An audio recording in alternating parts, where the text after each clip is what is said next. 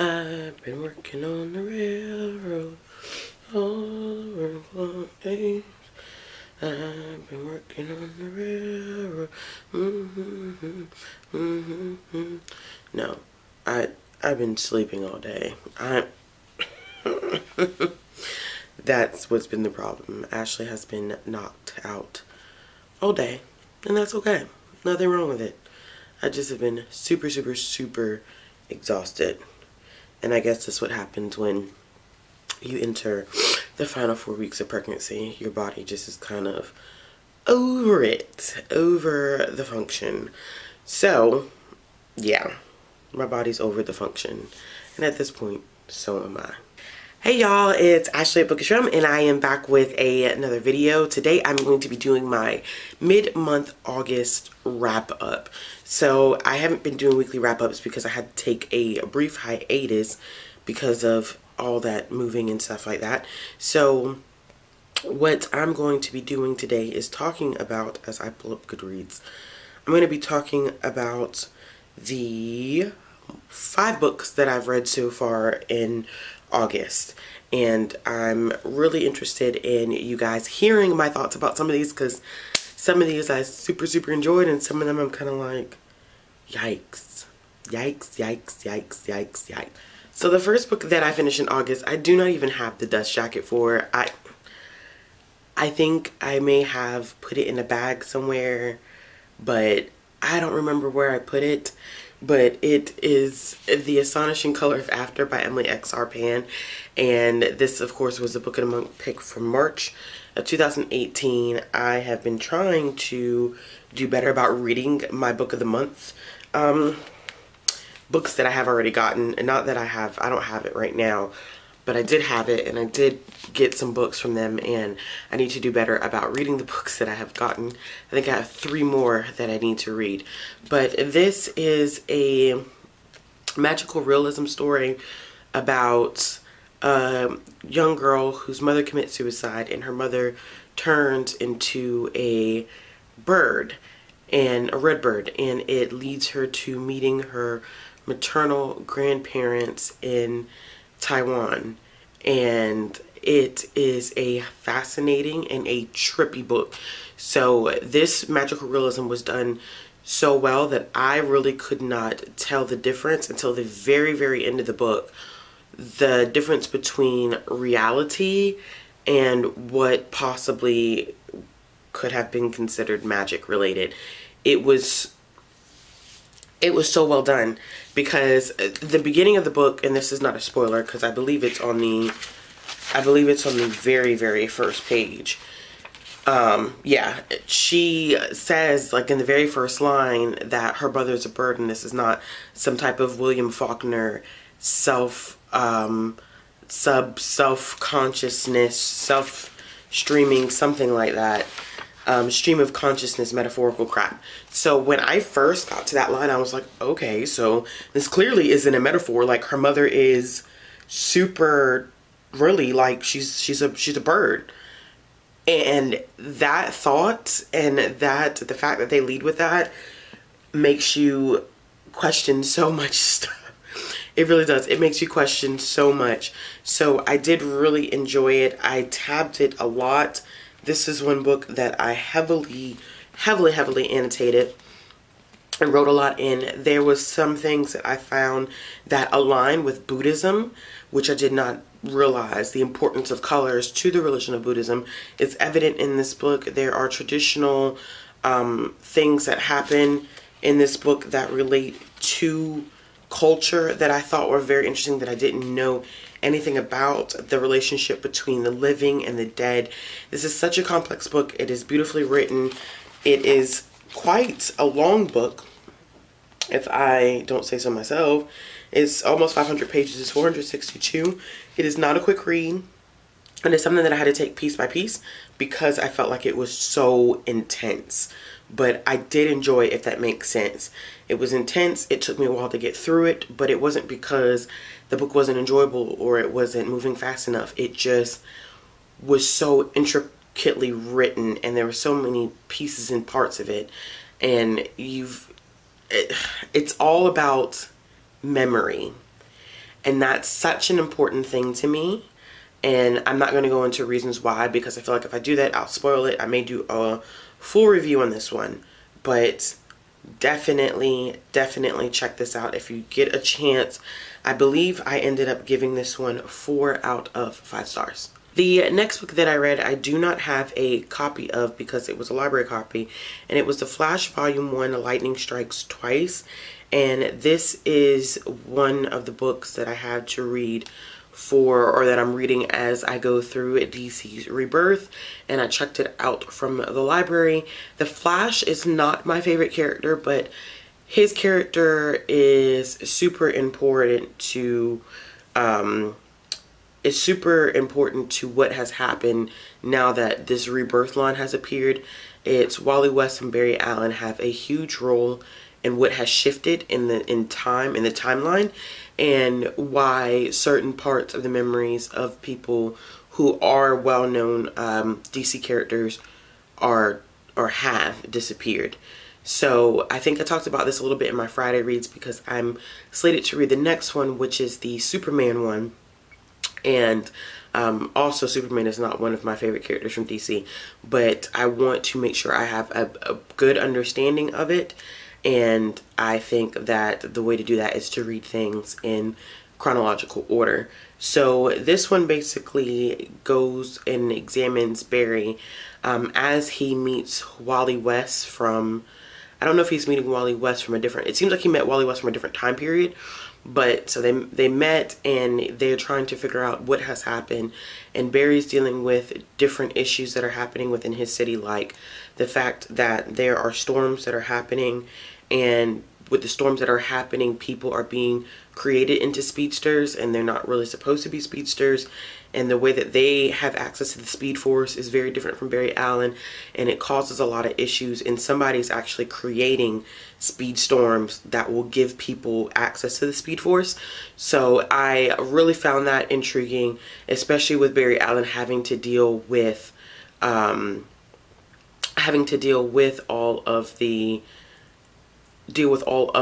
speedsters. And then there's an interesting addition of the second Wally West, which is weird. So there's 2 Wally Wests. One's black and one's white.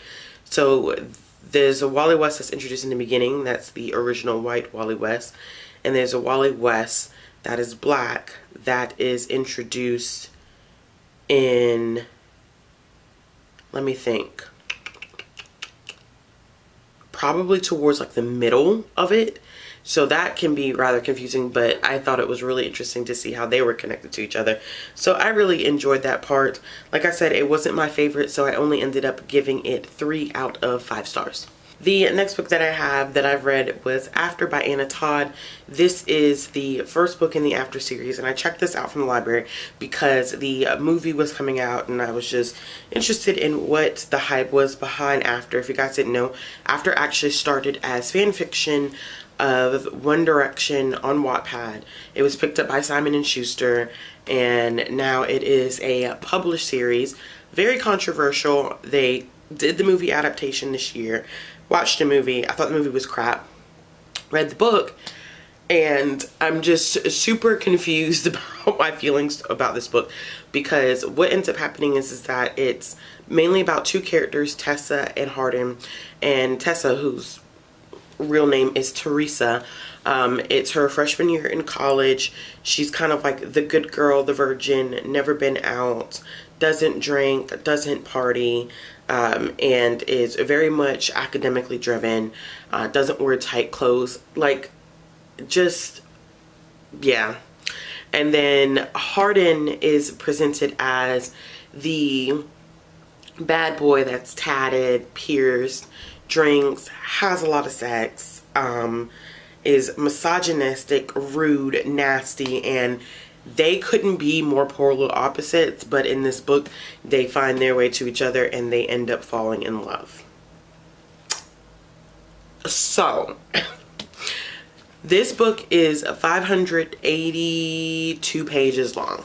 Okay, I'm just gonna start by saying that I understand Tessa more than I understand Harden. So I don't judge Tessa as harshly, I think, as some people may expect me to, because I've been in Tessa's position, if that makes sense, where you enter a toxic relationship, because the relationship is not healthy. And I don't think, from what I've seen of other people's videos and what I think I've heard, I don't think it's intended to be broadcast as a positive relationship. And that's what made me not DNF the book, is that I don't think it was Anna Todd's intentions for it to come off as if she was pro this messiness. What made me give it 2 stars was that there is no there's no rectifying Harden's behavior. Harden is abusive. Super abusive. Abusive, controlling. He's demeaning. He's out of pocket. He's out of control. Tessa, who's never been, she was in a relationship prior. And what's so awful about it is that she's uncomfortable in this relationship that she's currently in with her boyfriend Noah, who's still in high school. What I don't like, and this is the one thing that Tessa did do that I did not like, or that I did not understand, is that she cheated. I don't think there's any excuse for cheating. If you are interested in someone else, or if you don't really care for someone anymore, you don't get to excuse yourself or say things like, oh, well, I really didn't want to hurt their feelings. Well, what do you think cheating is going to do? Like, I never understand that excuse either. Like, oh, well, you know, I didn't want to hurt your feelings by breaking up with you. No, break up with that person, because I promise you that in breaking up with them, they will be able to recover from that better than you cheating on them and then forcibly being put in a position where you both have to break up. Like, that's like a double whammy. Not only are you breaking up with me, but you cheated on me with someone else. I mean, you could have just told me that you weren't happy anymore. That's just my take. So I really didn't like that she did that. Super huge character flaw on her end. But the constant going back and forgiving Harden. Thunder. Wow, that was super loud. And the air conditioning's on. Like I always say, I need the air conditioning because it is super hot here and I'm super pregnant. So sorry for the noise. But as I was saying, I don't feel like I can judge Tessa for going back, because I've been in a situation like that before where you want the best out of someone and it's hard not to go back. I don't think she should. But I think a lot of times people make those rash judgments about her not going back, and they don't realize necessarily that we're looking from the outside in. And being in situations like that, it's harder to walk away than what you think. I don't agree with Harden's behavior. I think he's abusive. I think he's nasty. I will never like him as a character at all. And that's what makes these books so hard to read, is because he's such an awful human being. And it's not Tessa, to me, that makes it hard to read, because people will look at these books and they'll say stuff like, oh, Tessa's stupid, she keeps going back. And it's like, but there are women, including myself, who have been in situations like this, and it's very hard to tell someone, oh, you should have left, you should have left. But you don't know that until you get in those situations, and it's rather hard. And that's victim blaming in a way. And I don't think that she should be in a relationship. Like I said, I don't think she should be in a relationship at all, because Harden is not a good match for her. But what I don't like what Anna Todd did is that there was no repercussions for Harden. There's never any repercussions for Harden's behavior. His anger, his aggression, his brutality towards other people, his jealousy, like there's no repercussions. It's like Harden does whatever he wants. He throws a temper tantrum, and then Tessa's kind of like, oh, okay, well, why are you upset, baby? And it's like, ugh, he's nasty. And I'm actually listening to After We Collided on audio right now. I'm about 10 hours in, and it's 10 hours out of 17 or 19, one of the two. And what really makes me upset about it is that I now am seeing things from Harden's perspective, and it's making it much worse, because Harden has no remorse. He's controlling. There's one scene, and I'm just using this as a point of reference why I don't really like Harden.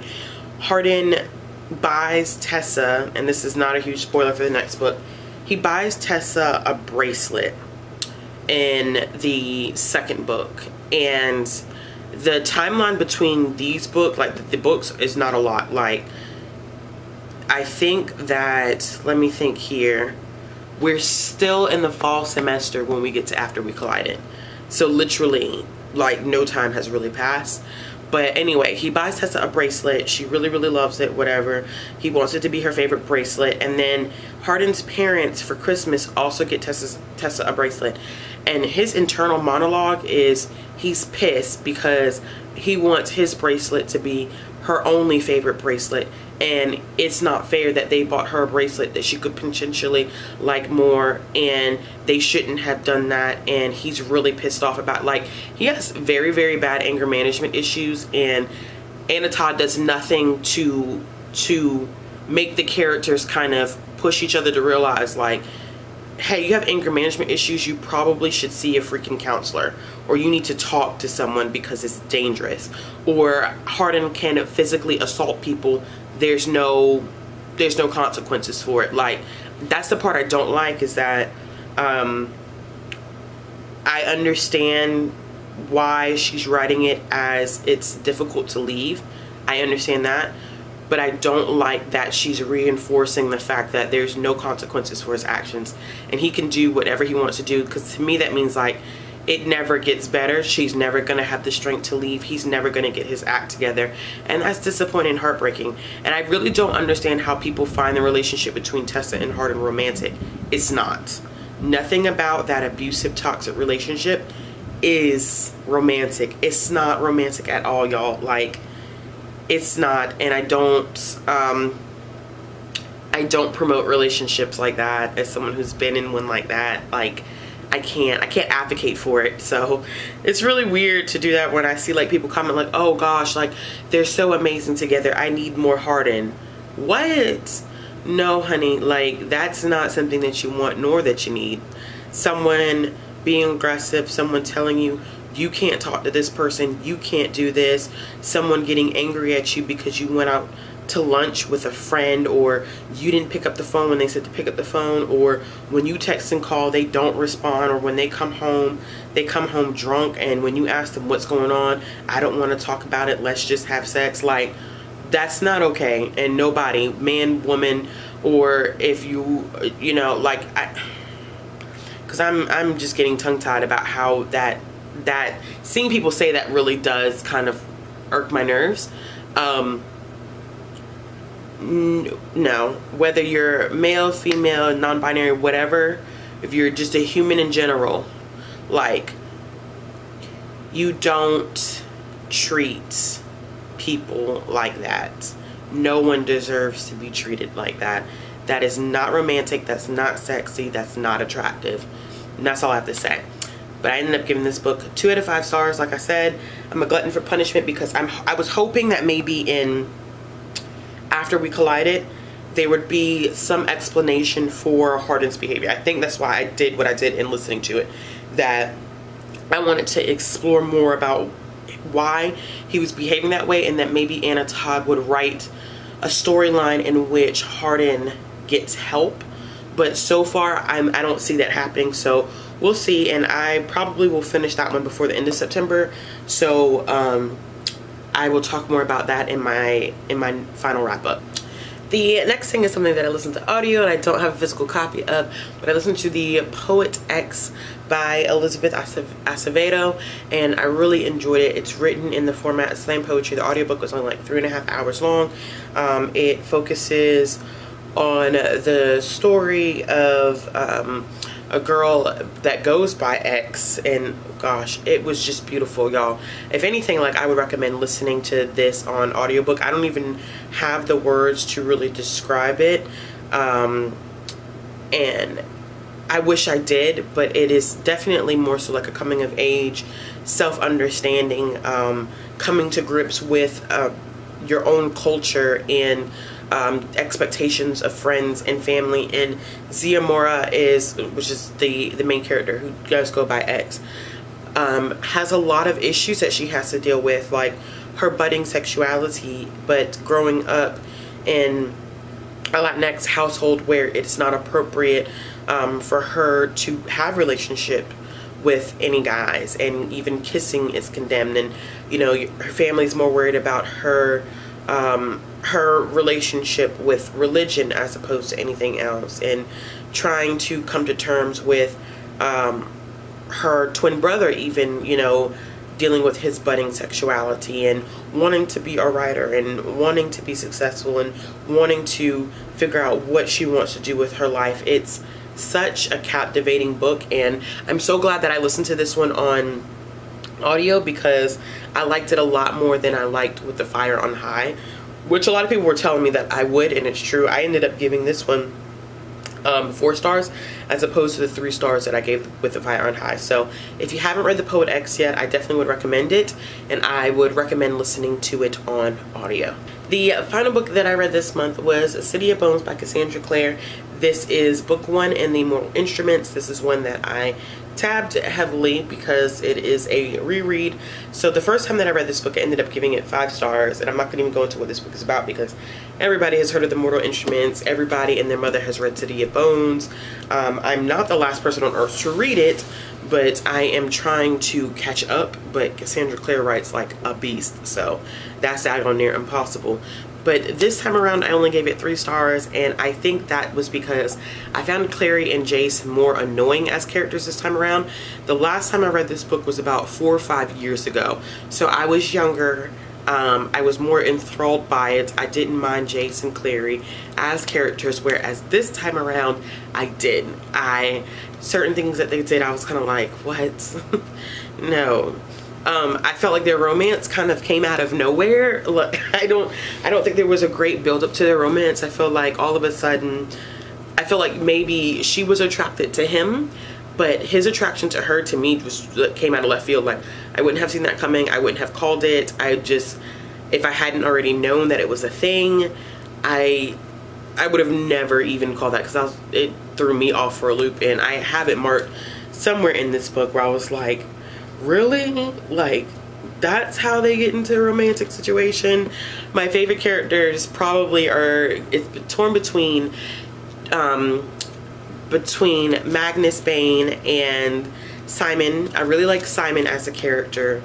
I think he's a sweetheart, and I understand the conflict that he feels between himself, Clary, and Jace. I don't like that Cassandra Clare did the incest thing. That was weird to me too. Like, that came out of left field as well, and I was like, do we really need this as a plot point? Because then it makes the relationship between Jace and Clary even more strange than what it already is. And I don't know, like, it's so interesting to go back and read popular YA titles that were written so long ago, and you just see how they can be books of their time and why people have enjoyed them. So like I said, I gave this one 3 out of 5 stars, and I will be probably picking up City of Ashes before the month is over with, so I can go ahead and read and annotate that one as well. Now, as far as what I'm currently reading right now before the month gets too close, like today's what, the 19th? Yeah, today's the 19th.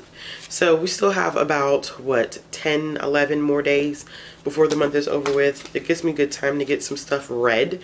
So I'm currently reading first Food Wars Volume 1, Shokugeki no Soma by Yu Sakuda. I have already read this. As always, you guys know that I've read this already, but I'm doing a reread because I need to catch up, and I don't necessarily remember all the plot points. This one, as I was reading it, ouch, pregnant leg sitting on the floor again. As I was reading this one, I actually realized I knew more about this than what I realized. I think it's towards the second story arc that I've forgotten some things, but this beginning one, I remember most of it, just from watching the anime, season 1 anime like 2 or 3 times, and then reading this originally. I kind of have a better idea. So my plan is probably to finish this one tonight, because I only have like that much left at the top. That's it. That's all I have left. and I can read that probably in about 15-20 minutes. The next one that I'm reading is Lemon Meringue Pie Murder, which is the 4th book in the Hannah Swenson mysteries by Joanne Fluke. And I wanted to read a cozy mystery, and I wanted to continue with the series because I started it, really enjoyed it, and had not read it since I picked up the first 3 books.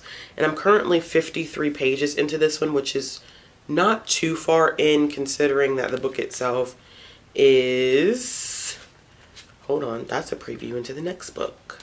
And then you have to go past all the recipes in the back. So this one's about 326. So I'm not, like I said, I'm not that far into it, but I am enjoying it. It is just like every other generic cozy mystery, but I really like Hannah as a character, and I like her mother. Her mother is hilarious. So I like them as characters, which is why I'm so drawn to reading this story. Hopefully once I finish this one, I will go ahead and get the 5th book in the series and read that one. The next one that I have is The Titan's Curse by Rick Riordan. I started this book about a month and a half ago, never finished it. Don't know why I never finished it. But I only have about 200 pages to go, and I need to finish it because I need to continue with my reread of the entire series. I still need to read book 4 and 5 of the Percy Jackson's and the Olympian series, and then I have to read these chunkers. So the thing about it is that these books are quite small, but then by the time it's all said and done, when we get to these are, they may not look longer, but they are longer. These ones we're looking at like 500 page books. So that's why I said like I need to hurry up and get it moving because I'm not doing myself any justice right now. Plus I still want to reread like the Harry Potter series. There's so much stuff I want to reread and reread before the end of the year, and I don't know if I'm gonna get it all done. But this is one of my favorites because this is the book where we start to meet Nico. I think we meet Nico and his sister in this one, and I'm pretty sure, and Annabeth goes missing in this one. So I'm very intrigued. We also meet Apollo in this, and Apollo plays a big role in the next series, and then he has his own spin-off series. So this is a pivotal book to the whole world at the end of the day. So hopefully I'll be finishing this one this week. Alright y'all, so that is it. That's it for my mid-month August wrap up. I hope you guys have enjoyed. I will be doing another wrap up towards the end of the month, and then probably in September, hopefully I can go back to doing my weekly wrap ups. We'll see. Like I said, baby girl is due in September, so I may have to pre-film or pre-record some stuff just to kind of help out with that. We'll see how that goes, and I will let you guys know what I end up deciding to do at some point. I don't know when, but at some point. As always, if you like this video, make sure you give it a thumbs up, and if you want to see more content from me, make sure you click the subscribe button. All of my links to social media will be down in the description box. If you are interested in finding out when I post videos, make sure you hit the bell for notifications, and as always, I hope you guys have a wonderful day. Bye.